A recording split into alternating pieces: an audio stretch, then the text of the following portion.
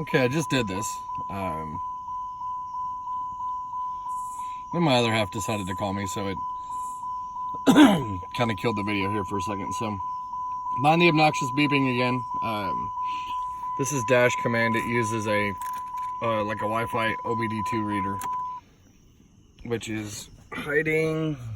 Yeah, it's that bright blue light that's under there apparently because I don't have my flash on, which I can't turn on while it's recording a video. Marvelous iPhone. Just to show that there are no codes that are registering on this thing. I haven't cleared it or anything like that. Yep, she's running. Well, not running, but starting, obviously. We'll let it connect.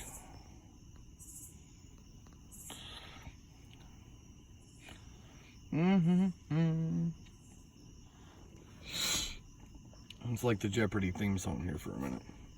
It started to make life a little easy.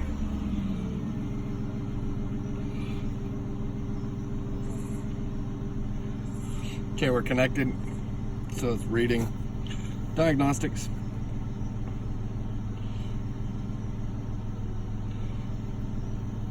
Come on. Wakey, wakey, there we go. Okay, so we're looking at 0 pending, 8 monitors. Go down here to the bottom, read codes. Reading troubles. We're still back to nothing. Go back here to the gauges. And it's a little blurry, I apologize. Again, don't have the light on. First one on the top is the coolant temp. Let's see if it'll focus. There we go.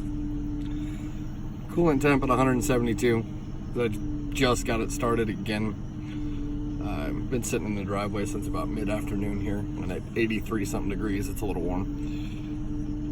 No horsepower, obviously not moving. Map pressure. Percentage on load, and then it's a short-term fuel trim, which it'll fluctuate even if I step on it. Give it a little bit of gas, it'll trim it. It hasn't hurt anything. It just goes up and down. I don't know how accurate these gauges are, so I couldn't tell you for sure if it's good or bad, but I still manage about 330 miles to a tank, and it's got like a 16 or 17 gallon tank. So go back, go into the dashboard, register the RPM, give it a little juice. I can go to gas, fuel level at 100%.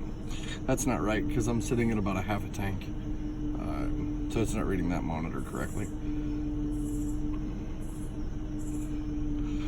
I couldn't tell you about any of this stuff. Just shows that at least it's running.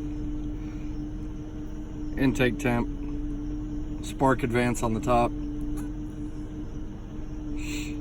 coolant temperature, map pressure, manifold air, whatever the hell that other one is at the bottom. And yeah, you can do all sorts of weird things with this, but there's your basics. There's nothing mechanically wrong with this car. Yeah. And then to tell me the vehicle that I'm working with, which is mine. Obviously, do all sorts of weird stuff. No log files if I go into the log file. This thing will save everything even if it runs a trouble code. Hasn't done it yet, so there you go. A little bit of peace of mind rather than worrying about buying somebody else's problem. This thing's about totally warm now, about right where it needs to be. I'm showing gauge temps at 192, which is even running in the Georgia heat, it's still not too bad. Let's see if I can get to this other screen. There you go. We're on 194 on coolant. It doesn't overheat. It's right where it needs to be. This car does have purple ice in with the coolant. I learned after my first 2 pursuits that I had that were the same year that that's a very good additive to add to the coolant.